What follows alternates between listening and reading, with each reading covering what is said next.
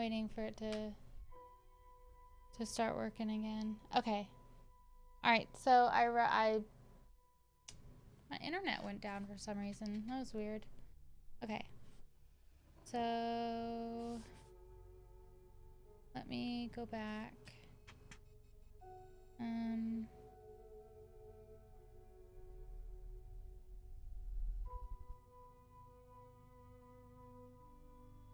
So the last thing that you guys heard was, where do we turn for help? Okay. So, back to where we were. What are we to do now? Where are we to turn for help? We must have another transfusion of blood, and that soon, or that poor girl's life won't be worth an hour's purchase. You are exhausted already. I am exhausted too. I fear to trust those women even if they would have courage to submit. What are we to do for someone who will open his veins for her? What's the matter with me, anyhow? The voice came from the sofa across the room, and its tones brought relief and joy to my heart, for they were those of Quincy Morris. Van Helsing started angrily at the first sound, but his face softened, and a glad look came into his eyes as I cried out, "Quincy Morris," and rushed toward him with outstretched hands. "What brought you here?" I cried as our hands met. "I guess art is the cause." He handed me a telegram. "Have not heard from Seward for 3 days and am terribly anxious. Cannot leave. Father still in same condition. Send me word how Lucy is. Do not delay. Holmwood."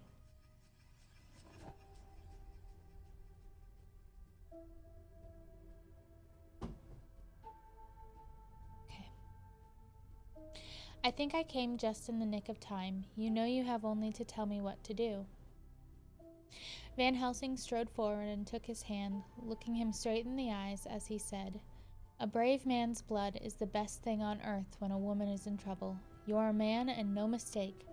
Well, the devil may work against us for all he's worth, but God sends us men when we want them." Once again, we went through the ghastly operation. I have not the heart to go through with the details. Lucy had got a terrible shock, and it told on her more than before, for though plenty of blood went into her veins, her body did not respond to the treatment as well as on the other occasions. Her struggle back into life was something frightful to see and hear. However, the action of both heart and lungs improved, and Van Helsing made a subcutaneous injection of morphia, as before, and with good effect. Excuse me. Her faint became a profound slumber. The professor watched whilst I went downstairs with Quincy Morris and sent one of the maids to pay off one of the cabmen who were waiting. I left Quincy lying down after having a glass of wine and told the cook to get ready a good breakfast. Then a thought struck me, and I went back to the room where Lucy was now. When I came softly in, I found Van Helsing with a sheet or two of notepaper in his hand. He had evidently read it and was thinking it over, as he sat with his hand to his brow. There was a look of grim satisfaction in his face, as of one who has had a doubt solved. He handed me the paper, saying only, "It dropped from Lucy's breast when we carried her to the bath." When I had read it, I stood looking at the professor, and after a pause asked him, "In God's name, what does it all mean? Was she, or is she mad, or what sort of horrible danger is it?" I was so bewildered that I did not know what to say more. "Doing what you said? What? What? What?"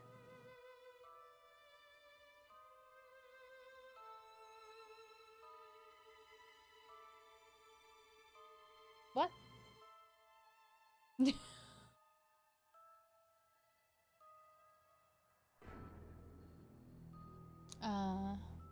I was so bewildered that I did not know what to say more. Van Helsing put out his hand and took the paper, saying, "Do not trouble about it now. Forget it for the present. You shall know and understand it all in good time, but it will be later. And now what is it that you came to me to say?" This brought me back to fact, and I was all myself again. "I came to speak about the certificate of death. If we do not act properly and wisely, there may be an inquest, and that paper would have to be produced. I am in hopes that we need have no inquest, for if we had it would surely kill poor Lucy, if nothing else did. I know and you know, and the other doctor who attended her knows that that Miss Westenra had disease of the heart, and we can certify that she died of it. Let us fill up the certificate at once, and I shall take it myself to the registrar and go on to the undertaker. Good, O my friend John, well thought of. Truly Miss Lucy, if she be sad in the foes that beset her, is at least happy in the friends that love her.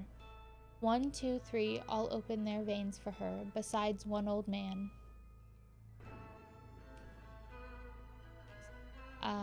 Yes, I know, friend John. I am not blind. I love you all the more for it. Now go.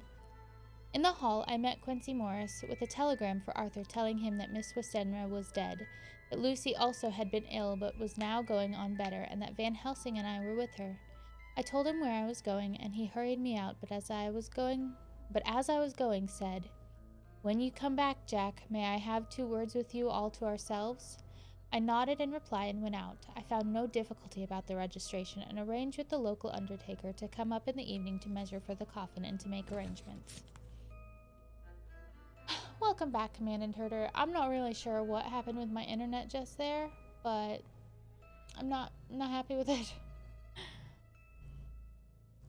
When I got back, Quincy was waiting for me. I told him I would see him as soon as I knew about Lucy and went up to her room. She was still sleeping, and the professor seemingly had not moved from his seat at her side. From his putting his finger to his lips, I gathered that he expected her to wake before long and was afraid of forestalling nature. So I went down to Quincy and took him into the breakfast room, where the blinds were not drawn down, and which was a little more cheerful, or rather, less cheerless, than the other rooms. When we were alone, he said to me, hang on, my arm itches. The anticipation, what is he saying? Okay. Jack Seward, I don't want to shove myself in anywhere I've no right to be, but this is no ordinary case. You know I loved that girl and wanted to marry her, but although that's all past and gone, I can't help feeling anxious about her all the same. What is it that's wrong with her? The Dutchman, and a fine old fellow he is, I can see that, said that time you 2 came into the room that you must have another transfusion of blood, and that both you and he were exhausted. Now I know well that you medical men speak in camera, and that a man must not expect to know what they consult about in private. But this is no common matter, and whatever it is, I have done my part. Is not that so? That's so, I said, and he went on. I take it that both you and Van Helsing had done already what I did today. Is not that so? I hate how he's asking if that's so. That's so. And I guess Art was in it too. When I saw him 4 days ago down at his own place, he looked queer. I have not seen anything pulled down so quick since I was on the Pampas and had a mare that I found of go to grass all in a night. One of those big bats that they call vampires had got at her in the night, and what with his gorge had the vein left open. There wasn't enough blood in her to let her stand up, and I had to put a bullet through her as she lay. Jack, if you may tell me without betraying confidence, Arthur was the first, is not that so? And as he spoke, the poor fellow looked terribly anxious. He was in a torture of suspense regarding the woman he loved, and his utter ignorance of the terrible mystery which seemed to surround her intensified his pain. Is not that so? Yeah, I don't know why it sounds so weird to me.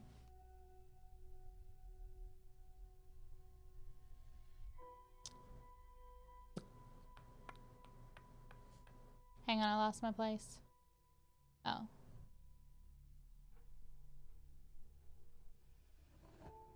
His very heart was bleeding, and it took all the manhood of him, and there was a royal lot of it, too, to keep him from breaking down. I paused before answering, for I felt that I must not betray anything which the professor wished kept secret, but already he knew so much, and guessed so much, that there could be no reason for not answering, so I answered in the same phrase, "That's so."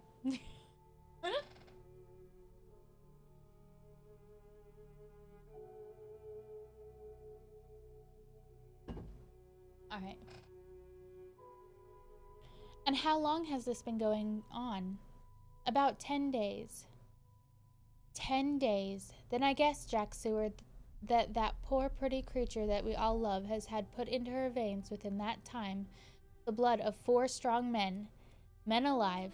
Her whole body wouldn't hold it. Then, coming close to me, he spoke in a fierce half-whisper. What took it out? Hmm. I shook my head. That, I said, is the crux. Van Helsing is simply frantic about it, and I am at my wit's end. I can't even hazard a guess. There has been a series of little circumstances which have thrown out all our calculations as to Lucy being properly watched, but these shall not occur again. Here we stay until all be well or ill. Quincy held out his hand. Count me in, he said. You and the Dutchman will tell me what to do, and I'll do it. When she woke late in the afternoon, Lucy's first movement was to feel in her breast and, to my surprise, produce the paper which Van Helsing had given me to read. The careful professor had placed it where it had come from, lest on waking she should be alarmed. Her eyes then lit on Van Helsing and on me too, and gladdened. Then she looked around the room, and seeing where she was, shuddered. She gave a loud cry and put her poor thin hands before her pale face. We both understood what that meant, that she had realized to the full of her mother's death, so we tried what we could to comfort her. Doubtless sympathy eased her somewhat, but she was very low in thought and spirit, and wept silently and weakly for a long time. We told her that either or both of us would now remain with her all the time, and that seemed to comfort her. Towards dusk she fell into a doze. Here a very odd thing occurred. While still asleep, she took the paper from her breast and tore it in two. Van Helsing stepped over and took the pieces from her. All the same, however, she went on with the action of tearing, as though the material were still in her hands. Finally, she lifted her hands and opened them as though scattering the fragments. Van Helsing seemed surprised, and his brows gathered as if in thought, but he said nothing. September 19. All last night she slept fitfully, being always afraid to sleep and something weaker when she woke from it. The professor and I took in turns to watch, and we never left her for a moment unattended. Quincy Morris said nothing about his intention, but I knew that all night long he patrolled around the house. When the day came, its searching light showed the ravages in poor Lucy's strength. She was hardly able to turn her head, and the little nourishment which she could take seemed to do her no good. At times she slept, and both Van Helsing and I noticed the difference in her, between sleeping and waking. Whilst asleep, she looked stronger, although more haggard, and her breathing was softer. Her open mouth showed the pale gums drawn back from the teeth, which thus looked positively longer and sharper than usual. Oh no.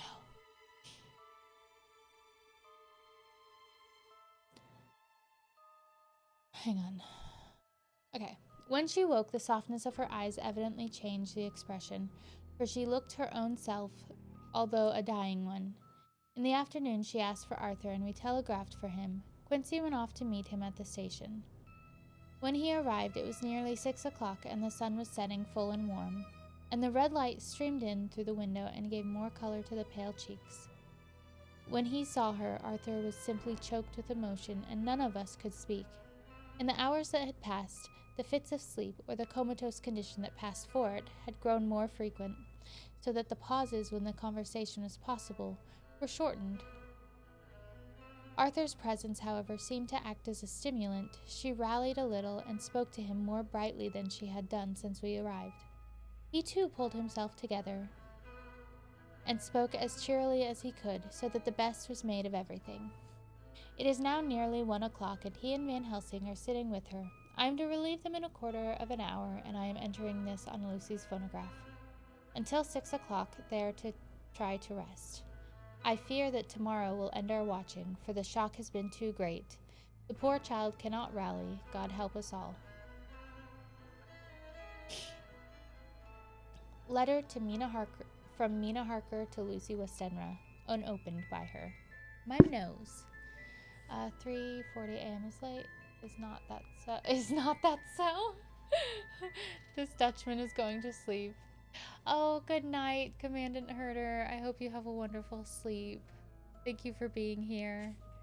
Oh, my nosy. Okay. My September 17th. My dearest Lucy.